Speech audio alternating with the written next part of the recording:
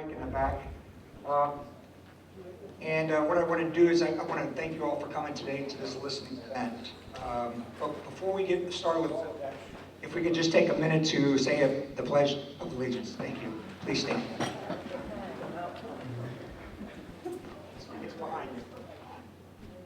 I pledge allegiance to the flag of the United States of America and to the republic for which it stands, one nation under God, indivisible, with liberty and justice for all. All right, thank you all. Okay, with that, first thing I want to do is take a quick moment. Again, thank you all for being here today. Thank you to K-State for setting up. Thank you to K-State for setting up this. You're tricking me, aren't you? They know I got a bad voice already, so we'll work with this. All right, so I want to thank K-State for setting this thing up and getting the microphones working. Thank you.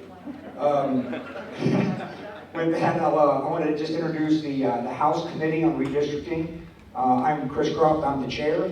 My vice chair is Representative Brad Ralph, to my right. And then the ranking member is Representative Tom Burrows. And then next to me is the Senate Chairman, Rick Wilburn. And Rick, if you want to introduce your members. Senator, sorry. Thank you, everybody. My name is Rick Wilburn. I'm from the 35th Senate District, right south. My vice chair of the Senate Redistricting is the President of the Senate, Ty Masterson, and the ranking member is Diana Sykes to my left. Thank you. Okay, with that, Senator Sykes, would you like to make an opening comment? Welcome. Thank you, and thank you again to K-State for having us, and thank you all for joining us today. I think I speak from everyone on this committee, both the House and the Senate. You know, we want your help in this redistricting process because that leads to healthier districts, healthier connections with your representative, stronger representation, and better public policy for all Kansans. So I hope this is not the first time and the last time that we hear from you. So please stay connected.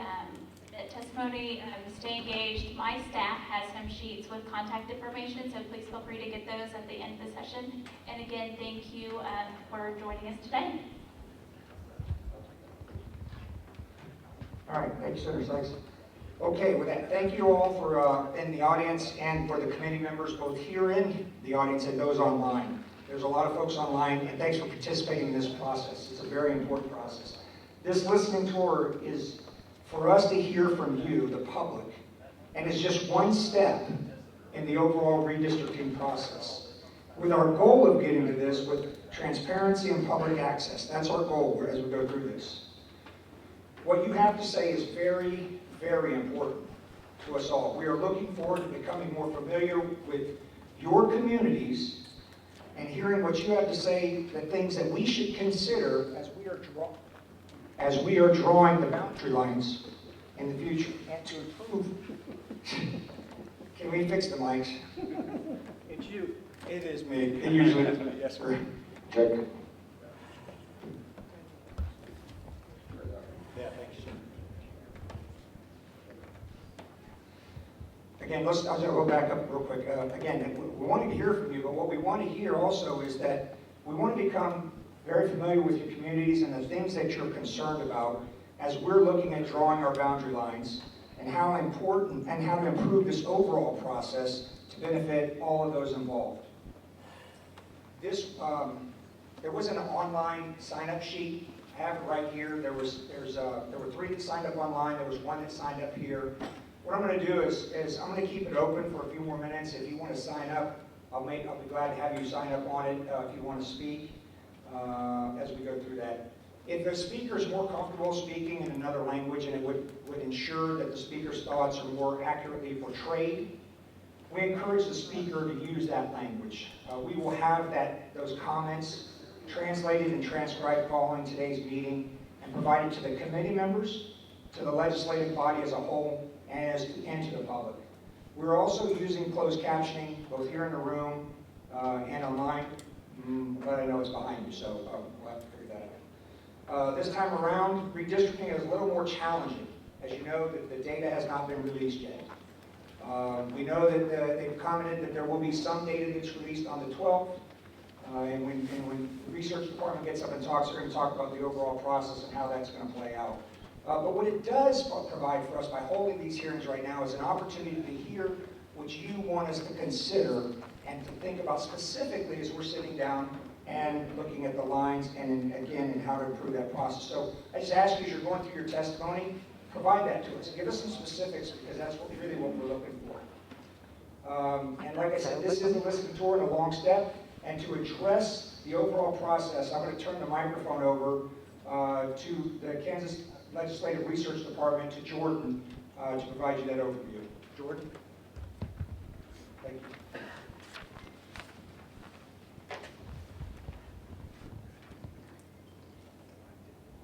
Good afternoon. Guess it was me that time. No? Test. I think that was user error on my part, so I apologize for that. Good afternoon. My name is Jordan Milholland. I am a senior research analyst with the Kansas Legislative Research Department.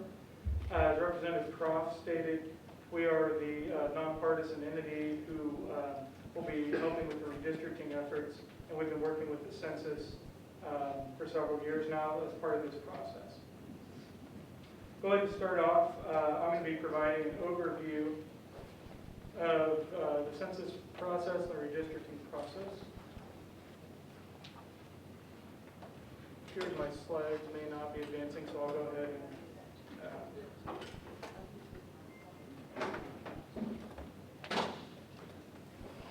I'll go ahead and move through my presentation here and see if we can't get this going. George, can you hold on for just 1 minute? Sure. That microphone's not going through our audio.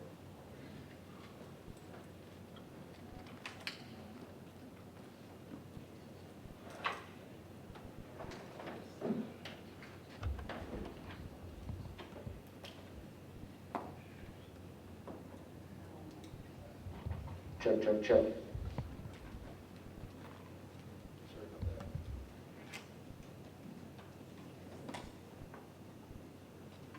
Test. Okay, I think we have the microphones working here. Jordan.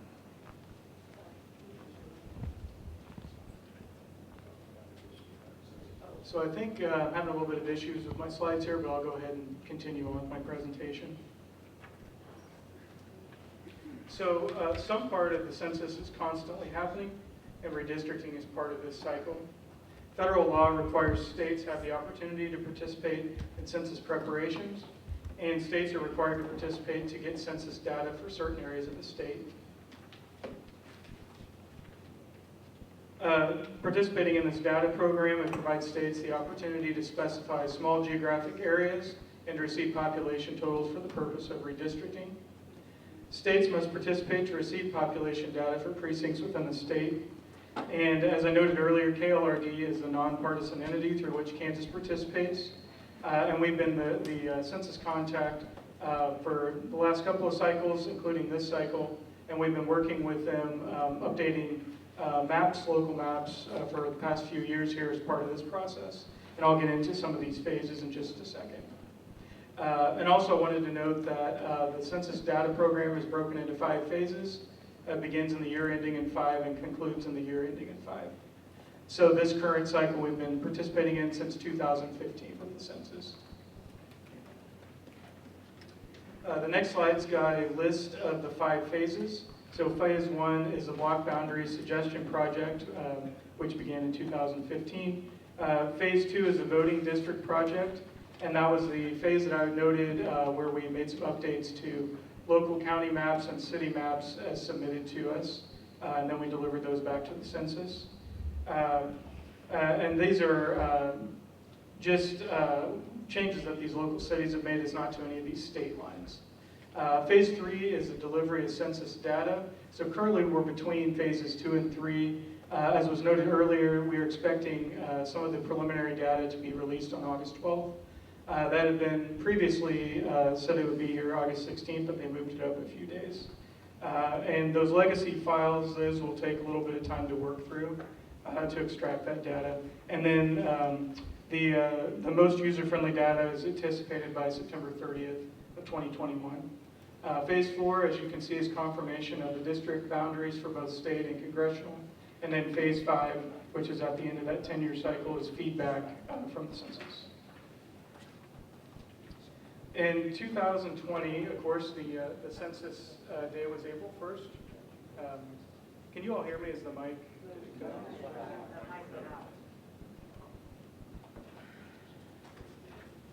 Test, test. We'll pause for just a minute here.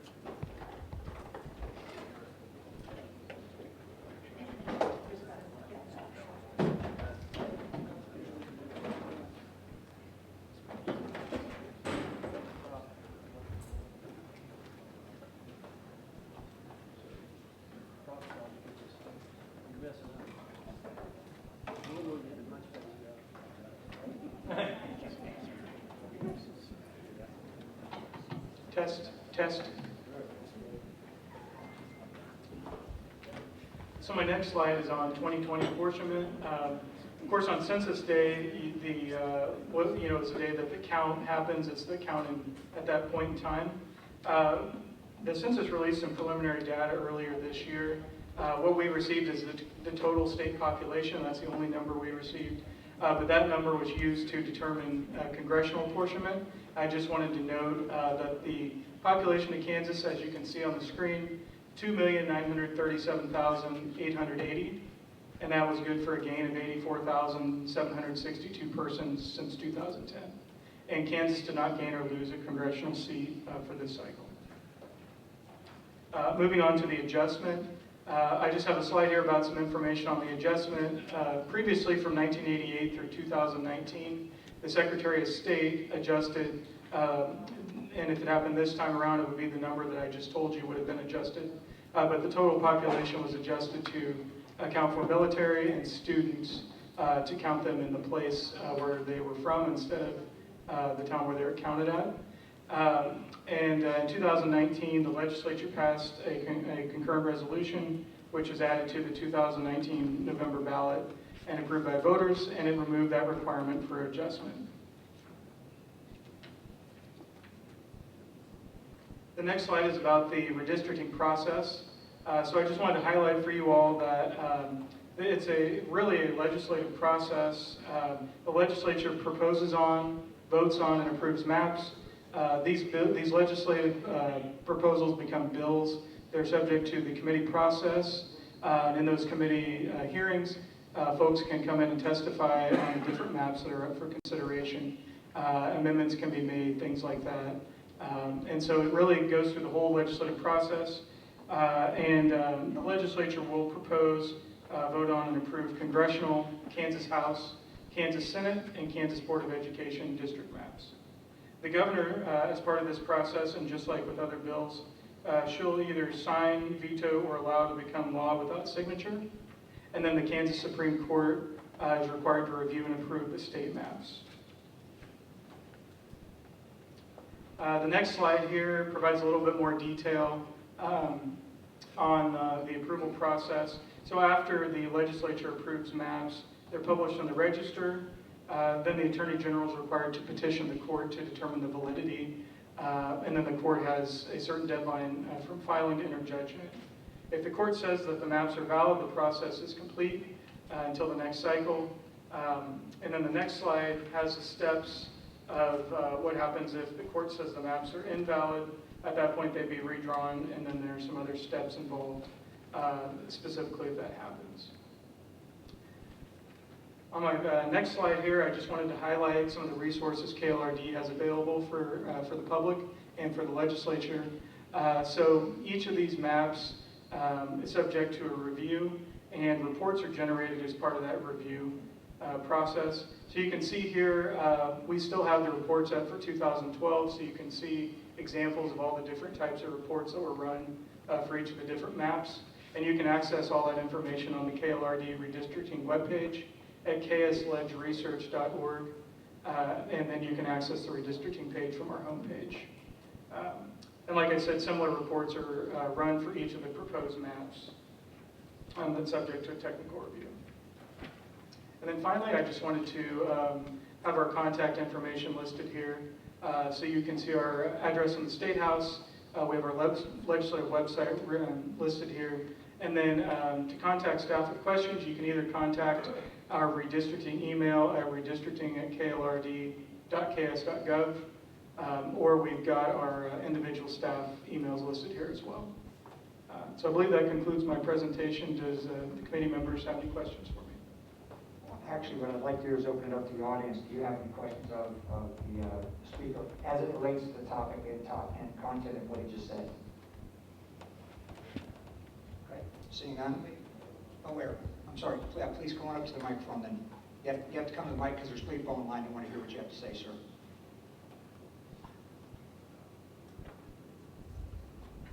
And sir, please state your name. Marsh, Jerry Marsh. Thank you, sir. I have a question about what he said regarding the courts.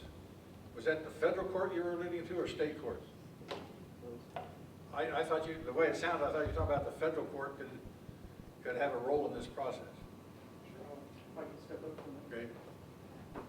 Thank you for the question. I was discussing the state court process. There is a mandated review process after the legislature approves maps. So federal courts have no role? Not in the statutory process I was discussing. Because I just read recently where Chief Justice Roberts said the federal courts have no role in the state redistricting process. All right, do you agree with that? So we're going to need you to speak into the microphone. Yes.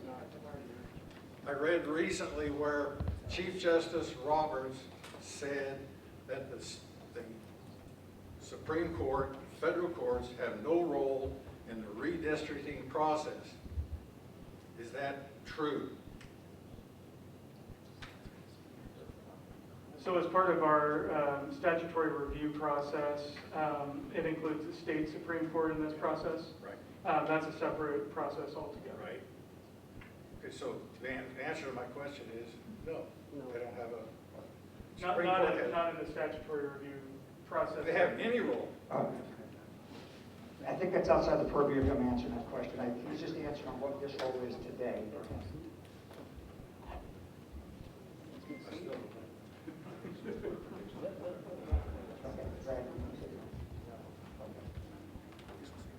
Okay, obviously, okay. Any other questions or comments? Sir, up front.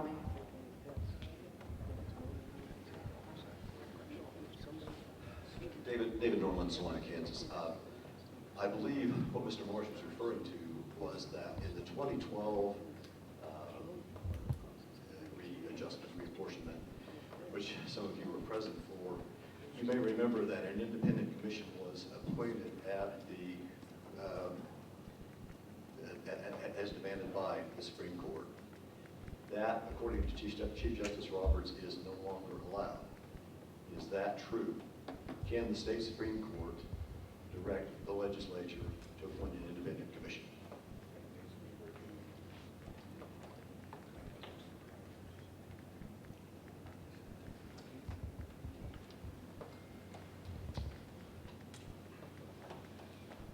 Please, Jason, go ahead. Mr. Chairman, my name is Jason Long with the Office of Revisor Statutes, legal counsel for the legislature.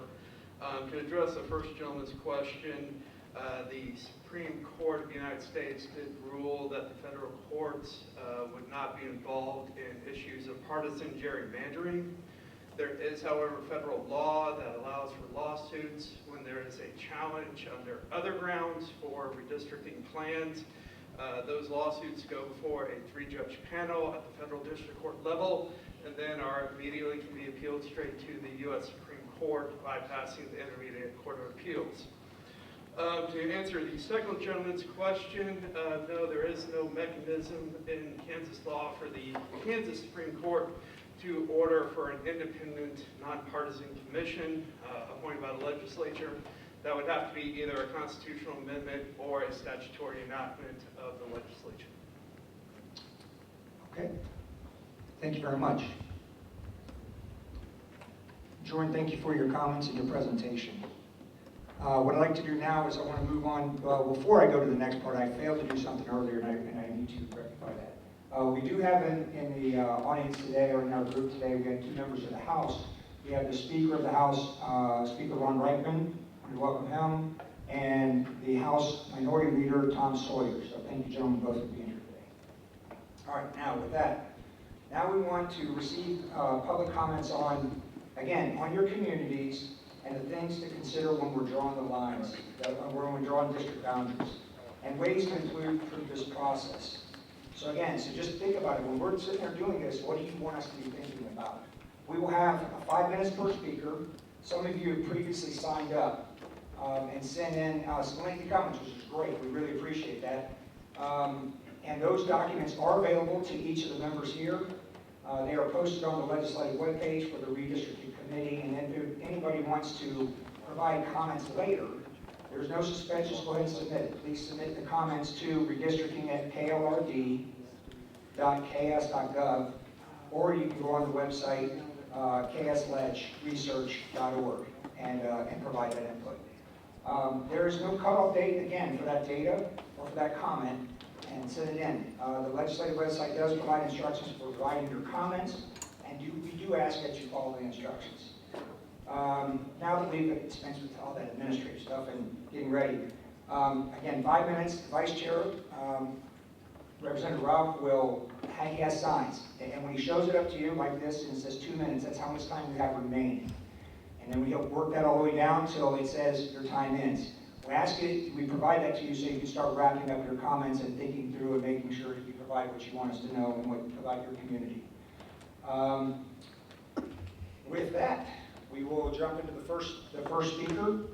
We have Lori Troe. Did I say that correctly? Yes, ma'am. From the League of Women Voters of Salina. Please, ma'am.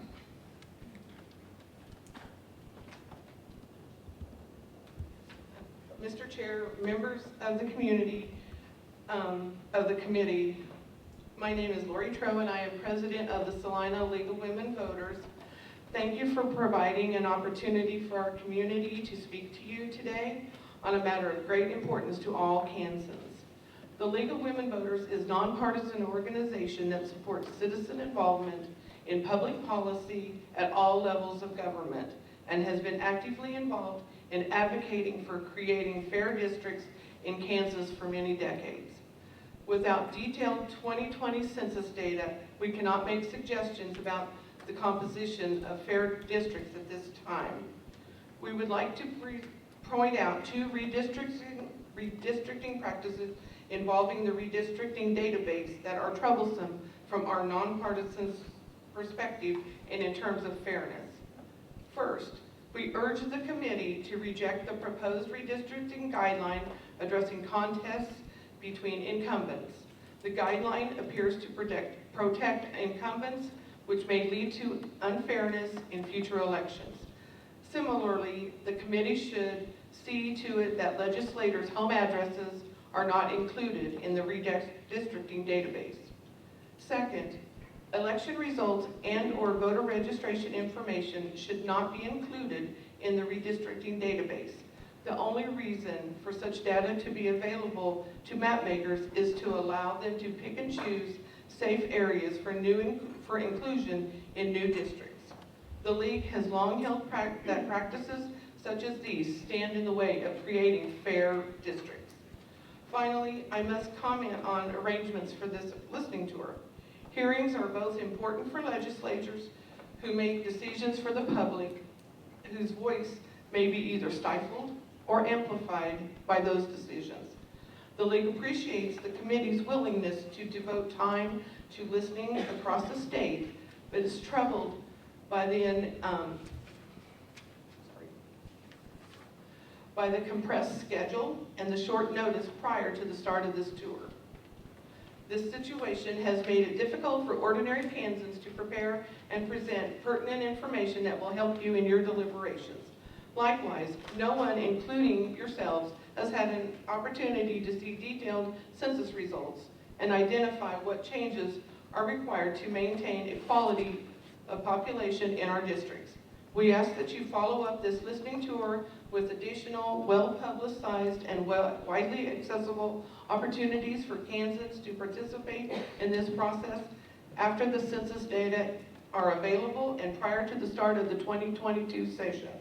This will enable you to learn what your constituents identify as their communities of interest and fair representative districts. Announce opportunities for additional input at least 2 weeks in advance. This will save much time and expense if those opportunities include the ability to submit virtual testimony. Thank you today for your time and attention. Yes, ma'am, thank you. Okay, our next speaker will be David Norland, private citizen. Welcome, sir. Thank you, Representative Croft. My testimony in its essence is before you in written form, but I wanted to comment briefly on how Kansas see elections playing out, and it's not unique to Kansas. There are all kinds of metaphors around plays, advertising, what's fair campaigning, what's not, etc. But as I'm sure you're very aware, what this committee will do is to lay out the playing field on which that game is played. And if you, for example, have a 50-yard line that from one side is moved to the 30, and the other side is moved to the 70, it's clear to see how unfair that process would be. So we're relying on you, and I think this is the appropriate place to say that. What the legislature should do is establish an independent commission and not undertake it. With all due respect to the 20 or so legislators here, say 10 independent commissioners might resonate better with the public as well. I'm here specifically to comment on my experience running for office in Salina. I also ran for the Senate in Concordia in 2000. But my experience here in Salina is that there is an area of Salina generally described as West Central. And I don't have computer models to draw those boundaries precisely. But that area, which is comprised of people who are more likely to be in need of state assistance or state aid, or more likely to require income assistance, etc., those who are perhaps generally less well off, is divided between the 69th and 71st districts. The net effect of that, therefore, is that at least in theory, there's a possibility that those people will not be represented. So that would be one example. I have a friend in West Wichita, near Goddard, who has commented, this is in my written comments, that by the way that district is drawn, there is a preponderance of influence of the rural voters outside and a small segment of the Wichita more urban population there. While you cannot say that these people are more likely to vote progressively, there is a argument to be made that their vote is also diffused, similarly to Wichita. So I would also make one last comment. Seems like the commentary among commenters in the state has a widespread concern about Wyandotte County. As an example, if Wyandotte County is split up, then the influence of its voters are also split up. Lawrence has been dissected widely. So there are many examples of existing redistricting that might need to be corrected. I know that you're drawing all new lines, but I would urge you to A, be as fair as possible, and B, appoint an independent commission. Thank you. Thank you, sir. Next up is going to be Paula Rogi. Did I say that correctly? No. Rogue? No, Oh, man, I'm sorry. My apologies. it's Reggie. Reggie, okay. Yes, ma'am. And please. Hi, I Welcome. am Paula Reggie. I am from Concordia, and I am the chair of the 1st District Democrats for Kansas. While I'm here as the chair of the KDP 1st District, I'm also here as a citizen in North Central Kansas, a rural area. It simply does not make any sense to include any part of Wyandotte or Johnson County in the 1st District. Our rural voters have little in common with city voters of Kansas City and the surrounding area. The people of the 1st District deserve elected officials who are dedicated to forwarding their rural issues, which are very different from those in Wyandotte and Johnson County. And I'll say it again just to be clear. The needs of Wyandotte County, the needs of Johnson County are very different from those of the first district. And we simply do not have common interests. I don't see, personally, I don't see any need for much change in the district boundaries other than slight adjustments for population movement. And I'd like to see that change made in Marshall County. If we add an area, it should be in Marshall County so that it is no longer split up.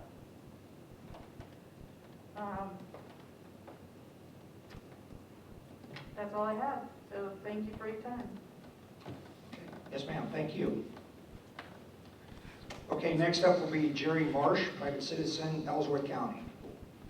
You want to Put my name in the wrong column, I'm sorry. Okay, no worries, sir. All right. All right, then the next one is going to be Janice Morse.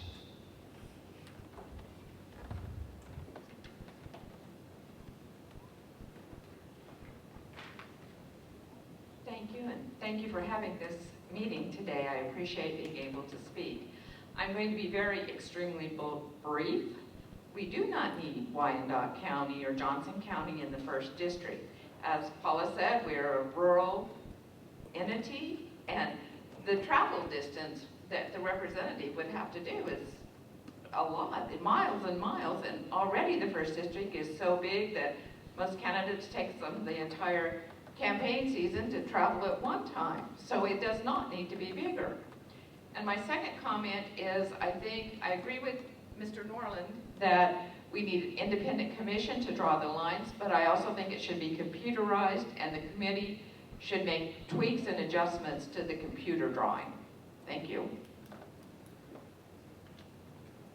Yes, ma'am, thank you. All right, the next one is Alan Jilka.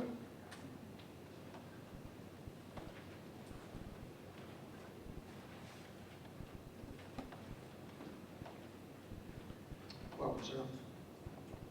Thank you.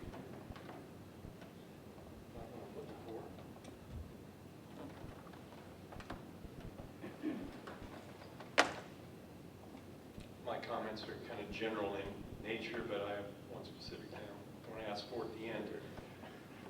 My attention was drawn to a quote earlier today that I'd like to read. This is from Benjamin Franklin. He once said, our new Constitution is now established. Everything seems to promise it will be durable. But in this world, nothing is certain except death and taxes. Everybody's familiar with the last part of that quote, obviously, but the first part, I would suggest most of you are not, and I admit that I wasn't. You know, our democracy faces great threats today in our country. I would suggest the three biggest are the following. Number one, we have a significant percentage of people in the country that won't accept the results of a free and fair election, not the least of whom is a losing candidate. Secondly, the proliferation of soft money in our system. And thirdly, rampant gerrymandering, practice whereby the elected individuals choose their voters instead of the other way around. So my main purpose really in coming here and standing up today was just to express my extreme displeasure, that's about as nice as I can say it politely, with the fact that the legislature just did not do what needs to be done. I don't understand all the procedural hurdles. I know that there's things you've got to go through, but we should have some sort of independent redistricting committee in Kansas. And in fact, I would argue that the future of the country depends on it. But barring that, I think the fundamental key is fairness. You know, at some point, you got to take off your Wildcat and Jayhawk hat and do what's best for the citizens of the state. And the underlying principle has to be fairness. Thank you. Thank you, sir. That was the last person signed up. Is there anybody else who would like to speak to the group? Seeing none? Well, I want to thank you. I'm sorry, I did. Oh, thank you. Okay. Yes, sir. Welcome, and please state your name. Hey, Hey. Mr. Chairman, colleagues, this is State Representative Stephen Howe. I'm dressed down for the occasion today, but I was out working in the field, so please excuse my attire. But as I was doing some work out in the field today, I kind of thought about some things. You know, you're going to be faced with a lot of numbers when it comes to redistricting. It's quite the big puzzle to put together, right? You got House districts, Senate districts, school board districts, U.S. House districts. All these things have to fit together in some way. But beyond the numbers, I want you to remember that those numbers represent people. There's people that work hard and toil with their hands and get dirty and they work to provide for their families. There's people working in hospitals, working beyond their normal shifts to try to keep communities safe. So as you look at these numbers, I want you to think about those people that we all represent and that we're sworn to, I guess, represent when we take our oath of office. You know, I do have 13 years of congressional experience. I worked for 2 different members of Congress, and I do relate to some of the sentiment by my fellow citizens behind me. In 2012, you know, the legislature just didn't get the work done. So 3 federal judges had to do the work of the legislature. So I would recommend that the legislature, that we work, set a hard deadline.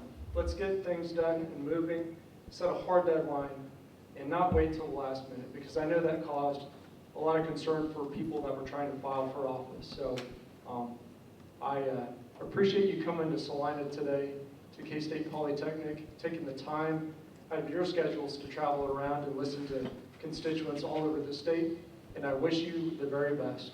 And I look forward to seeing you in January. Thank you. Thank you. Is there anybody else in the audience who would like to speak? Yes, ma'am.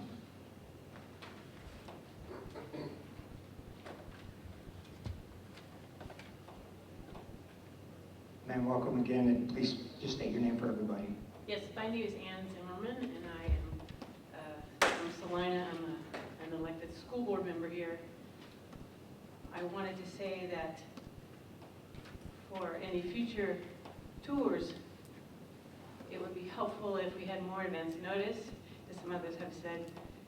It would also be helpful if you gave a little more specifics about what you're wanting to know. I've heard we talk about Johnson and Wyandotte County, that they shouldn't be in the 1st district. My impression is the only reason that you would divide up Wyandotte County would be to split up the Democratic stronghold that's there. I don't agree that we have nothing in common with them. I think we all have a lot of things in common, but it's true that we have some different interests out in the rural areas. I hope that you will have respect for the idea that Kansans are not all an identical political leaning, and you will avoid the technique of packing and cracking, which you can look up on the internet and see a very helpful explanation of that with an election of the pennies versus the dimes. It's a short video that tells how you can eliminate your opposing party's power and consolidate power in your party. That is not the best way to divide up Kansas. So the Independent Redistricting Commission seems like a very much more fair way to go, which others have already talked about. I did receive a number of emails about this event here. Nothing said very much about it. what you needed to hear. I don't believe any of the notices I got came from your committee or from the legislature. They were from smaller groups around that were hoping that someone would show up since there wasn't much notice of it. So a lot more advance notice would be helpful, a lot more information about what you need when you are here. Thank you. Yes, ma'am, thank you. Any others in the audience? Please. And again, welcome and please state your name. Hello, my name is Christy Newing and I'm a resident of Salina. Without detailed 2020 census data, I can't make suggestions about the composition of fair districts at this time. No one, including yourselves, has had an opportunity to identify what changes, if any, need to be made. I'd ask you to hold additional meetings once everyone has this information available to them. I had a terrible time finding this place today. I've lived in Salina 11 years, but I've never been here. So this made it very difficult to find. Again, I just got short notice of this, so I just ask that you be transparent. I ask that you treat your constituents fairly and give us all the information we need so that we can help you get the information you need. Thank you so much. Yes, ma'am, thank you. Any others in the audience? Okay, with that, again, we want to thank you all for your input and your very specific answers that you gave us. That's going to be very helpful. We agree, we want to be transparent as we're going through this process, and we believe, this is the first time ever that we've made sure all these things are available online, they're taped, and they're for your viewing as you go through. So we're trying to make every effort to make it as transparent as possible, and we want to thank you for that help in making the transparency and for the public, getting the public information. Again, this was our second of our 14 stops that we're doing in this listening tour. We've already made Manhattan today, we're here. We go to Hayes later today, and then we're off to Colby, Garden City, and Dodge City, and Hutchinson, Wichita, and Chanute, Pittsburgh, Overland Park, and Kansas City, Kansas, and then we'll finish up with Leavenworth and Lansing on this tour. Again, this is not the only time for input. There's a lot of time for input, and speaking of what you said, is that we want to hear from you, so please make sure you tell us what's going on and be specific and help us to see what we need to see. As mentioned earlier, an online submission of comments is always welcome, and we will have formal hearings and testimony when we return for session as well. We are working through what we will do officially after this tour and before the next session begins. Again, thank you to K-State for setting this up. Clearly the microphone problem was mine.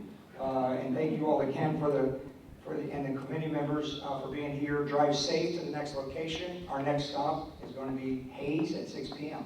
Thank you all. We are adjourned. Can we have Wilborn do the next one? Is that how this is going to keep going?